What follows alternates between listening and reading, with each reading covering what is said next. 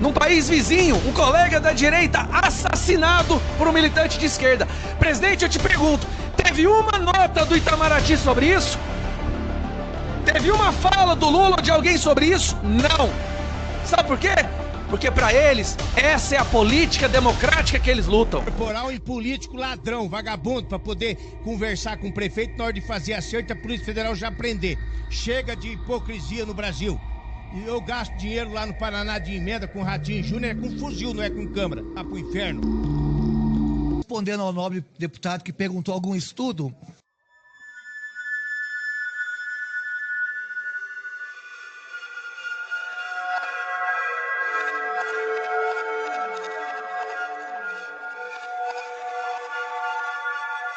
o Fórum Brasileiro de Segurança Pública mostrou que os batalhões que aderiram câmeras reduziram em 76,2% sua letalidade.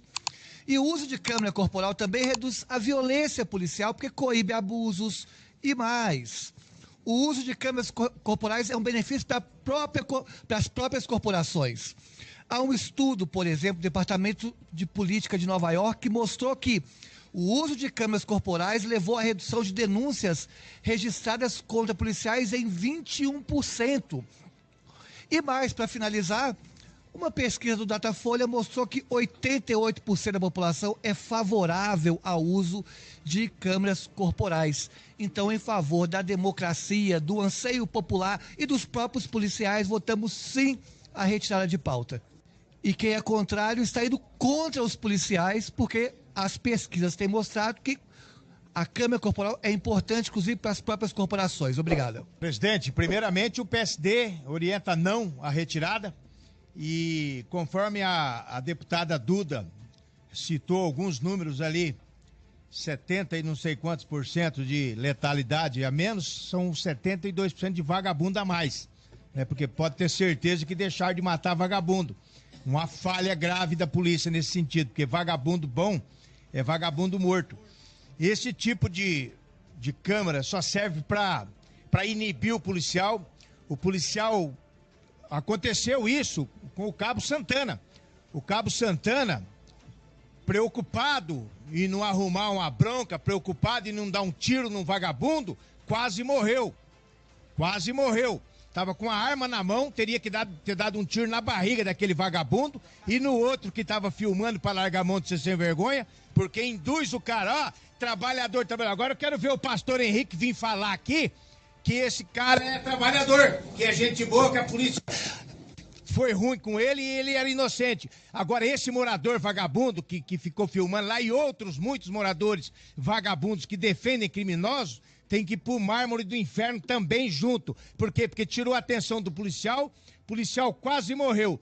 Eu vou falar, fosse com outros policiais, o Cabo Santana agiu perfeitamente, tanto que eu tenho aqui uma moção de aplausos para ele e vou pedir para o governador e para a Comissão de Promoção de Praças que ele receba a medalha de sangue, que é a maior honraria da Polícia Militar, e seja promovido a sargento por bravura, porque perseguiu, perdeu-se dos seus companheiros, né, e não desistiu em nenhum momento, mostrou ser corajoso. E aqui o pastor veio falar de um policial que matou um vagabundo aí, um morador de rua, mas em nenhum momento abriu a boca para defender o Cabo Santana, que tomou um tiro no pescoço, defendendo a sociedade. Sábado eu conversei com o Derrite, esse vagabundo que atirou no Cabo Santana fez uma senhora ajoelhar falando que ia matar ela para tomar o celular. Essa mulher tá apavorada e ainda, né, por pouco não morreu, visto que esse vagabundo mostrou do que ele é capaz. Câmara corporal em político ladrão, vagabundo, para poder conversar com o prefeito na hora de fazer acerto, a Polícia Federal já prender. Chega de hipocrisia no Brasil. E eu gasto dinheiro lá no Paraná de emenda com Ratinho Júnior, é com fuzil, não é com câmara. Ah, pro inferno. 10 minutos para a apresentação da questão de ordem para a deputada Duda Salabert. Obrigado, presidente. Está na pauta da reunião três requerimentos, moção de louvor ao ex-presidente e agora preso Jair Bolsonaro. E eu apresentei uma moção de louvor ao deputado federal Deputada, a senhora não está apresentando a sua questão de ordem. Qual é a questão de ordem? Não, Vossa Excelência tem que apresentar a questão de ordem. Aqui a gente fala... Não, a senhora não está. A senhora está citando Jair Bolsonaro, a senhora está citando fatores que não estão relacionados. Atente-se à questão de ordem. A questão de ordem é, na pauta da comissão, há 3 requerimentos referindo-se a moções de louvor ao ex-presidente Jair Bolsonaro. E eu protocolei um requerimento. Deputada, nós estamos na reunião de projetos. Se a senhora quiser discutir a reunião de requerimentos, a senhora discute na reunião de requerimentos. Não, é uma questão de ordem em relação à reunião, presidente. Ele não. Essa reunião trata sobre projetos. A senhora está mencionando requerimentos que serão votados na segunda reunião. A senhora permanecerá com o seu direito à questão de ordem na segunda reunião. Mas eu tenho que terminar, essa questão de ordem não é atinente a essa questão reunião. De ordem, presidente. Tem que terminar a questão de ordem. O senhor concedeu a questão de ordem. O senhor autoriza a questão de ordem e retira. Então, retomando. Há 3 requerimentos de moção a louvor ao ex-presidente Jair Bolsonaro. Eu protocolei um requerimento de moção a louvor ao deputado federal Nicolas Ferreira por ter favorecido a justiça brasileira ao acelerar o processo. Deputada, nos termos do artigo 175, inciso 1 do regimento interno, os deputados não poderão desviar da questão em debate. Peço a Vossa Excelência que se atenha ao tema da proposição em apreciação. Não, a senhora está meramente utilizando para fazer um discurso aqui que não tem relação com a sua questão de ordem. Eu acho que é muito fortuito esse momento agora, porque eu queria falar justamente sobre essa saída, né, do Brasil da aliança Aliança Internacional em memória do Holocausto. E quando eu fiquei sabendo dessa notícia, presidente, eu comecei... Já tem tempo que eu me pergunto, né? Como que os alemães, nos anos 30, aceitaram que o regime totalitário chegasse às proporções a que ele chegou e as atrocidades fossem cometidas da forma como foram, tornando-se um dos momentos mais negros da história da humanidade? Como que pessoas comuns, pais, mães de família, pessoas que trabalham, avós, aceitaram aquelas atrocidades? E uma pergunta que durante muito tempo não teve resposta, agora a gente consegue encontrar a resposta dela analisando o que está acontecendo no Brasil. Capitaneada pela esquerda e por uma imprensa que faz questão de esconder a verdade da população, nós temos hoje, presidente, uma parcela da população brasileira que aceita o que está acontecendo, que aceita prisão de pessoas inocentes, prisões preventivas que nunca terminam, inquéritos ilegais, que aceitam uma pessoa ficar 10 dias presa numa solitária para que ela falasse exatamente o que esse sistema repressor queria ouvir, que aceita ameaças a pai, esposa e filha de um assessor de um ex-presidente para que ele delatasse exatamente o que o ditador quer ouvir, que aceita determinação de prisão de jornalistas porque eles falam ou questionam o que esse sistema não quer ouvir, que aceita busca e apreensão na casa de parlamentares democraticamente eleitos porque eles questionam, porque eles falam o que esse sistema não quer ouvir, que aceita a morte de um prisioneiro político, mesmo com a PGR soltando parecer para sua liberdade, que aceita que hoje nós tenhamos juiz exilado fora do Brasil, jornalistas exilados fora do Brasil, parlamentares exilados fora do Brasil porque eles questionam, porque eles não aceitam o que está acontecendo. Então, essa pergunta de como que a Alemanha chegou naquele nível de atrocidade está sendo respondida aqui no Brasil, com atos da esquerda. Presidente, na minha primeira fala, esse ano, na nossa primeira sessão que eu participei, eu disse: o caminho que o Brasil estava tomando ia trazer repercussões danosas, extremamente prejudiciais para a nossa nação. O Brasil se distanciando do mundo democrático, o Brasil se tornando cada vez mais totalitário, a perseguição, a censura. Dito e feito. Então eu escuto alguns colegas, que eu considero até pessoas razoáveis, sensatas, dizendo a culpa do tarifaço e que a direita celebra o tarifaço. Meu amigo, preste atenção no discurso da esquerda. Eles estão amando o tarifaço. Eles estão vendo essa briga com os Estados Unidos como o único trunfo político para poder resgatar um pouco da aprovação de um presidente moribundo que eles tinham. Ressuscitaram, eles amaram isso. E não só amaram, meu colega, eles estão fazendo questão de escalar. Preste atenção em todas as falas do Lula, em todos os gestos desse governo. Eles querem escalar, eles querem tarifaço de 100%, eles querem ser expulsos da União Europeia, de qualquer tratado, para poder, primeiro, colocar o Brasil na miséria, que é o grande sonho deles, e se juntar a países totalitários, que também é o sonho deles. Ficam querendo colocar a culpa na direita. Deixa eu fazer uma pergunta para vocês. Se nós estivéssemos nos anos 30 e pessoas corajosas na Alemanha nazista erguessem sua voz para falar contra Hitler, eles seriam traidores da soberania alemã? É isso, eu te pergunto. Seriam eles traidores da soberania alemã se eles se erguessem para falar contra Hitler? Não! Seria uma minoria sensata que está tentando acordar aquela nação para o que vai acontecer. Hoje no Brasil é isso que tem. Tem algumas pessoas que ainda têm a coragem, porque falar alto no Brasil hoje é prisão, Farrur. Falar contra o Alexandre de Moraes é prisão. Mas graças a Deus ainda tem alguns com coragem para fazer isso. Não tem ninguém achando bom com o que está acontecendo. Nós estamos avisando, o caminho que o Brasil está indo é o caminho da miséria, é o caminho da tortura, da ditadura, da censura, da perseguição, que já está acontecendo. Não é um futuro distante, não, já está acontecendo. Nós tivemos, num país vizinho, um colega da direita assassinado por um militante de esquerda. Presidente, eu te pergunto, teve uma nota do Itamaraty sobre isso? Teve uma fala do Lula ou de alguém sobre isso? Não. Sabe por quê? Porque para eles, essa é a política democrática que eles lutam. É a exterminação de quem pensa diferente. Foi assassinado um pai de família com um tiro na cabeça e não houve uma linha do governo brasileiro. Uma!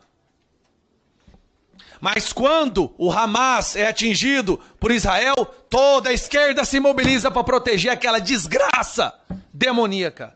É impressionante.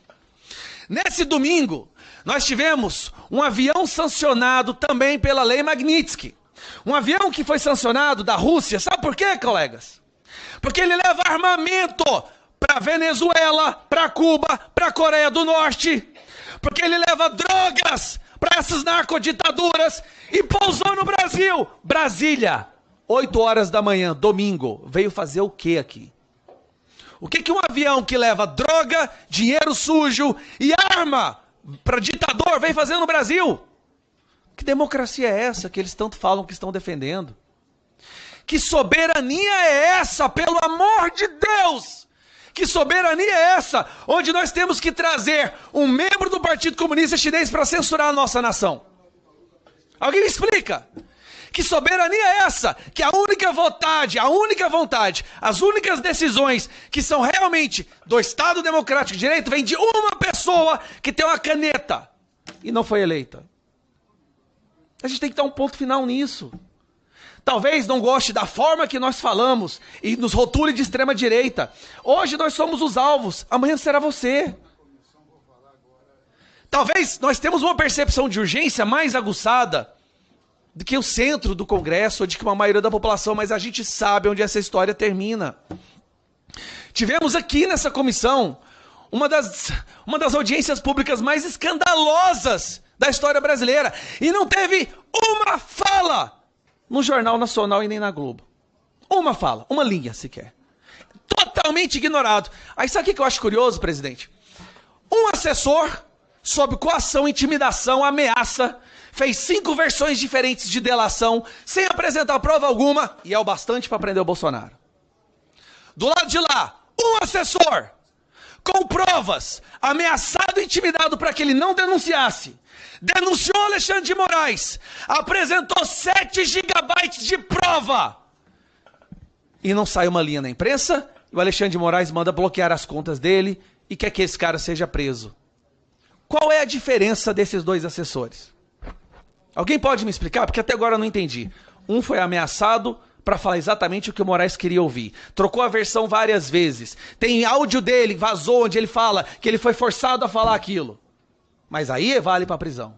No caso do Alexandre de Moraes, Eduardo Tagliaferro já deu várias entrevistas, apresentou vários relatórios, deu todas as provas, botou print da chefe de gabinete do Alexandre de Moraes brincando em prender pessoas inocentes. 2018 ela postou que não gosta do Lula. Prenda! Prenda essa pessoa, que absurdo! 2018 ela postou defender a Constituição não é golpe. Prenda! Pelo amor de Deus! Isso é normal! A gente tá aqui brincando de casinha! Esse Congresso foi dissolvido! Qualquer um que fala alto aqui é busca e apreensão da sua casa, rapaz! Quem você acha que é pra questionar o Moraes? Pelo amor de Deus! A gente vota alguma coisa ali na canetada, vai lá e derruba! Então fecha isso aqui! Assuma que é uma ditadura logo! Para de tirar tempo da gente sair das nossas famílias para vir aqui brincar de casinha! Nunca na história do Brasil foi tão importante deputados e deputadas com coragem como agora! Você foi colocado em inquérito, presidente. Eu também fui colocado e vários aqui. Nos prendam, mas nós não vamos parar de lutar pelo nosso país. Em 3 de agosto, milhões de pessoas foram para as ruas. Não foram para as ruas para apoiar Bolsonaro. É porque elas não aguentam mais o que está acontecendo e sabem que o Brasil está quase uma ditadura completa. O Brasil é refém. Ninguém está lutando para colocar o Brasil refém dos Estados Unidos. O Brasil é um refém do mal hoje. O Brasil é um refém do crime organizado. O Brasil é refém de um ditador que saiu do controle, que até o STF admite que não consegue controlar mais. Agora vamos ficar em silêncio. Vamos ficar quietinho, porque talvez assim nós não seremos devorados. Covardes. Cadê as pessoas de coragem para lutar pelo nosso país? Nós temos no Senado 41 assinaturas. Maioria querendo o impeachment do Alexandre de Moraes. Por que o Alcolumbre não pauta? Não é democracia a vontade da maioria? Eu não consigo entender, presidente. Porque a definição é a vontade da maioria, o governo do povo. Por que não pauta o impeachment do Alexandre de Moraes? O Brasil precisa virar essa página. Para concluir, presidente. O Brasil precisa virar essa página.